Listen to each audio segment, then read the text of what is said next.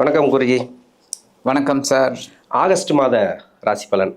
இந்த ஆகஸ்ட் மாதத்தோட ஒரு இன்ட்ரோ. ஆகஸ்ட் மாத கிரக நிலைகள் அப்படின்னு பார்த்தீங்கன்னா, ஆக்சுவலாக பார்த்தா மாத பலனில் ஒரு 8 கிரகம் வந்துடும், சந்திரன் தவிர.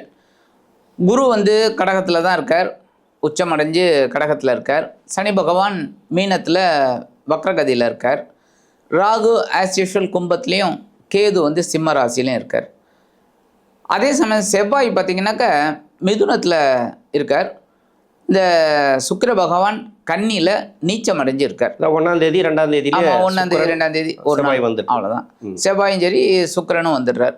ஸோ கன்னியில் நீச்சமாக இருக்கார். அதே சமயம் பார்த்திங்கன்னா சூரியன் மட்டும்தான் ஒரு 17 டேஸ் வந்து கடகத்தில் இருக்கார். அதுக்கப்புறம் சிம்மத்துக்கு போயிடுறார், கேதுவோடு சேர்ந்துடுறார். அடுத்து புதன், உங்களுக்கே தெரியும், புதன் கொஞ்சம் சூரியனுடையே ஒட்டி ஒட்டி ஒட்டி உறவாடக்கூடிய ஒரு கிரகம். ஆமாம். அந்த சூரியன் வந்து ஒரு 5 நாளைக்கு மிதுனத்தில் இருக்கார். அதுக்கப்புறம் கடகத்துக்கு வரார்.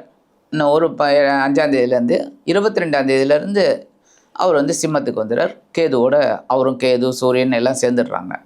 இந்த வகையில் இந்த கிரக அமைப்புகள் இந்த மாதம் இருக்குது. இது எப்படிப்பட்ட ஒரு சூழலில் ஒவ்வொரு ராசிக்கும் இருக்க போகிறதுங்கிறத பற்றி பார்க்க போகிறோம். அதுக்கு முன்னாடி ஆன்மீகம் ப்ளஸ் நேயர்கள் அனைவருக்கும் ஜோதிட குருஜியின் இனிய வணக்கங்கள், வாழ்த்துக்கள், ஆசீர்வாதங்கள். சப்ஸ்கிரைப் பண்ண அனைத்து இனிய நெஞ்சங்களுக்கும் எங்களது நன்றிகள். அதேமாதிரி இன்னும் நீங்கள் நிறைய சப்ஸ்கிரைப் பண்ணணும், நிறைய பேர் வியூவை பார்க்கணும், பார்த்துட்டு ஸ்கிப் பண்ணாமல் பார்க்கணும், கமெண்ட் பண்ணணும், ஷேர் பண்ணணும். இதெல்லாம் வந்து எங்களுக்கு ஒரு பூஸ்டாக இருக்கும். இந்த ஜாதகம் பார்க்கணுன்னு வர்றவங்க நம்பர் கொடுத்துருக்காங்க, நீங்கள் கான்டாக்ட் பண்ணுங்கள் வாட்ஸ்அப்பில். இப்போ இந்த பதிவுக்கு போகலாமா? ரிஷபராசிக்கு வந்து ஆகஸ்ட் மாதம் எப்படி இருக்கும்? உங்களோட கிரக சஞ்சாரமெல்லாம் நீங்கள் சொல்லிட்டீங்க. இப்போ வந்து ஆகஸ்ட் மாதத்தில் ஒரு எதிர்பார்ப்பு இருக்கும். இந்த ஆகஸ்ட் மாதம் ரிஷபராசினியர்களுக்கு பொருளாதார ரீதியாக ஒரு நன்மை இருக்குது. ஆனால் மற்ற எல்லா விஷயத்துலையும் இவங்க கவனமாக இருக்கணும். ஏன் அப்படின்னா, குரு வந்து 3ஆம் இடத்துல இருக்கார். அதோட சூரியன் இருக்கிறது விசேஷம். ஏன்னா 3ஆம் இடம்ங்கும்போது சூரியன் இருக்கிறது ரொம்ப விசேஷம். ஆனால் அதே சூரியனும் 17ஆம் தேதி வரைக்கும் தான் இருக்கார். 18ஆம் தேதி சுகஸ்தானத்துக்கு வந்துடுறார். சுகஸ்தானத்தில் ஆல்ரெடி கேது உட்காந்துட்டுருக்கார் 4ஆம் இடத்துல. அப்போ கொஞ்சம் உடல் ஆரோக்கியத்தில் கொஞ்சம் பாதிப்புகள் வரலாம். அப்படிங்கிறனால கொஞ்சம் கவனமாக இருக்கணும். ஆனாலும் வீடு மனை வாகனம் இதெல்லாம் வாங்கக்கூடிய ஒரு யோகமும் நிறைய பேருக்கு அமையும். அதாவது திட்டமிட்டு இருந்தா. ஆமாம், இதுக்கு முன்னாடி இந்த மாதிரி வாங்கணும்னு நினச்சிட்டு இருக்காங்க, தள்ளி போய்கிட்டே இருக்குது. அப்படி இருக்கிறவங்களுக்குலாம் இந்த காலகட்டம் ஒரு உச்சித்தம். அதே மாதிரி 5ஆம் தேதி வரைக்கும் புதன் வந்து மிதுனத்தில் இருக்கார். அதுக்கப்புறம் கடகத்துக்கு வர்றார், குருவோட சேர்றார். குரு புதன் சேரலாம். அதுக்கப்புறம் பார்த்திங்கன்னா 22ஆம் தேதியிலேருந்து அவரும் 4ஆம் இடத்துக்கு வந்துடுறார். 4ஆம் இடம் புதன் வர்றது நல்லது தான். சூரியனும் புதனும் சேர்றார். ஸோ புத ஆதித்ய யோகம். ஸோ ஓரளவுக்கு நன்மை. என்ன இப்போ அதேமாதிரி செவ்வாய் பார்த்திங்கன்னா இவங்களுக்கு 7-12 குடையவர், கலத்திராதிபதி விரையாதிபதி. அவர் 2ஆம் இடத்துக்கு வர்றார். 2ஆம் இடத்துல இருக்கார். இப்போ 1ஆம் தேதி 2ஆம் தேதி வந்துடுறார். ஸோ மிதுனத்தில் இந்த மாதம் ஃபுல்லாக இருக்கார்.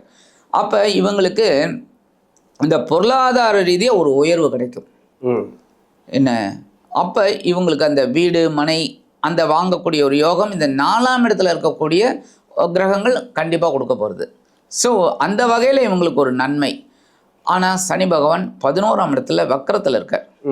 வக்கரத்தில் இருந்துட்டு 3ஆம் பார்வை இவங்கள தான் பார்க்குறாங்க. ஓகே, லாபஸ்தானத்தில். ஆமாம். என்ன அடுத்தது கரெக்டாக 5ஆம் பார்வையை நீச்ச சுக்கிரனை பார்க்குறாரு. குழந்தைகள் விஷயத்தில் கவனமாக இருக்கணும். அது ரொம்ப முக்கியம். குழந்தைகள் விஷயத்தில் ரொம்ப கவனமாக இருக்கணும். படிக்காத குழந்தைகளா தட்டி கொடுத்து அந்த குழந்தைகளை அப்படியே கொண்டு வரணும். அதே மாதிரி பிதுராஜ சொத்துக்கள் வரதுலேயும் கொஞ்சம் காலதாமதம். 5ஆம் இடத்துக்கு சனியோட பார்வை இருக்குது. ஒன்று அங்கே சுக்கிரன் நீச்சம் அடைஞ்சு உட்காந்துருக்காரு. என்ன சுக்கிரன் இருந்தால் ஓரளவுக்கு பரவாயில்ல. ஆனால் அவர் அங்கே நீச்சம் சனியோட பார்வையும் வாங்கிக்கிறார்.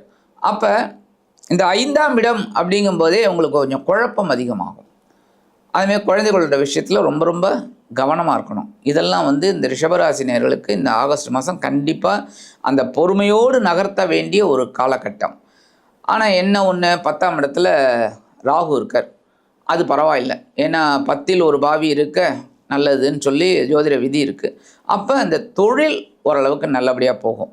லாபம் வருதோ வரலையோ, ஆனால் தொழில் நல்லபடியாக போகும். ஏன்னா சர்வை பண்ணுற அளவுக்கு என்ன. ஆனால் லாபஸ்தானத்தில் சனி பகவான் வக்ரகதியில் இருக்கார். அப்போ கொஞ்சம் கவனம் எடுத்து பண்ணுறது நல்லது எல்லா விஷயத்துலேயும். ஸோ இந்த ஆகஸ்ட் மாதம் இவங்களுக்கு பொருளாதார உயர்வு இருக்கே தவிர மற்ற விஷயங்களில் கவனமாக இருக்கணும், எல்லா விஷயங்கள்லையும். ஓகே, உடல்நலம் சம்மந்தப்பட்டதெல்லாம் எப்படி இருக்கும்? ஏன்னா இந்த மாசத்துல வந்து இப்போ இந்த சூரியன்லாம் வந்து 15-16 நாள்ல மாறுறாரு.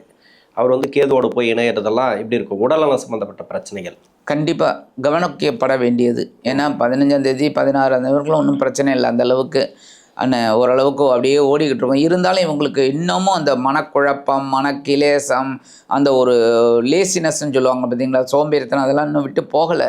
ஏன் அப்படின்னா இந்த சனியோட பார்வை விழுந்துட்டே இருக்கிறதுனால இவங்களால மீட் அவுட் பண்ண முடியல.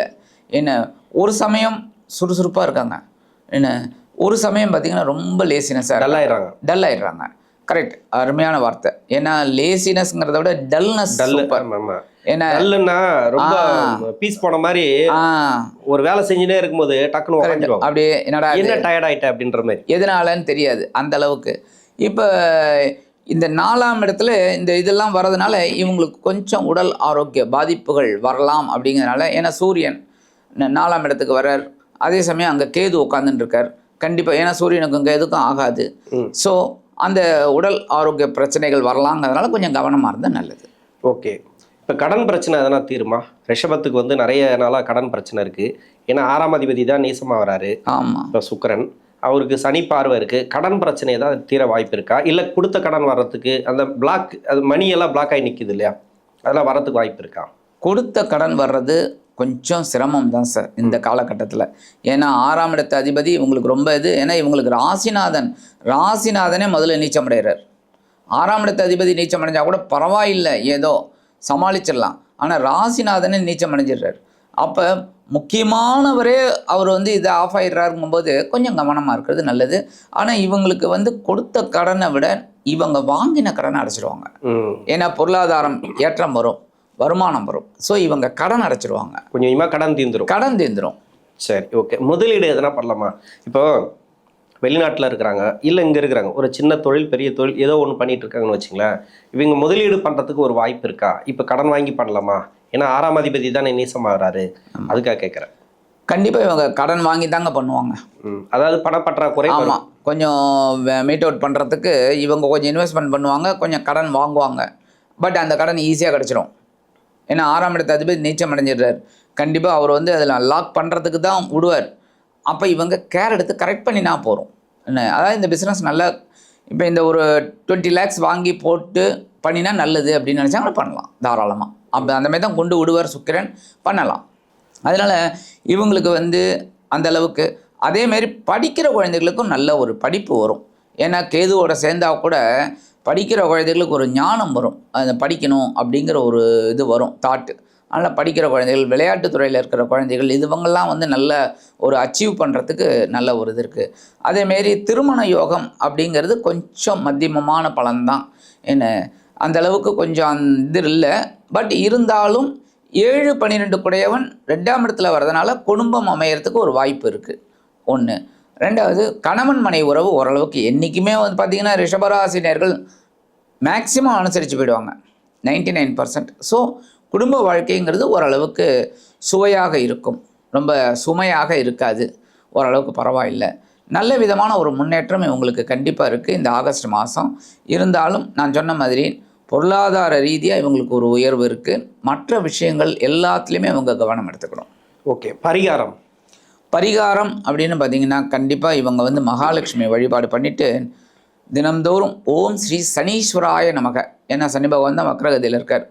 ஸோ அவரால் லாபம் வரணும் அப்படின்னா ஓம் ஸ்ரீ சனீஸ்வராய நமக அப்படின்னு தினந்தோறும் ஒரு 27 தடவை சொல்லிவிட்டு அவங்க வேலையை ரெகுலராக பண்ணிட்டு இருந்தாலே இந்த ஆகஸ்ட் மாதம் அதி அற்புதமான மாதமாக அமையும் என்று கூறி விடைபெறுகிறேன். நன்றி.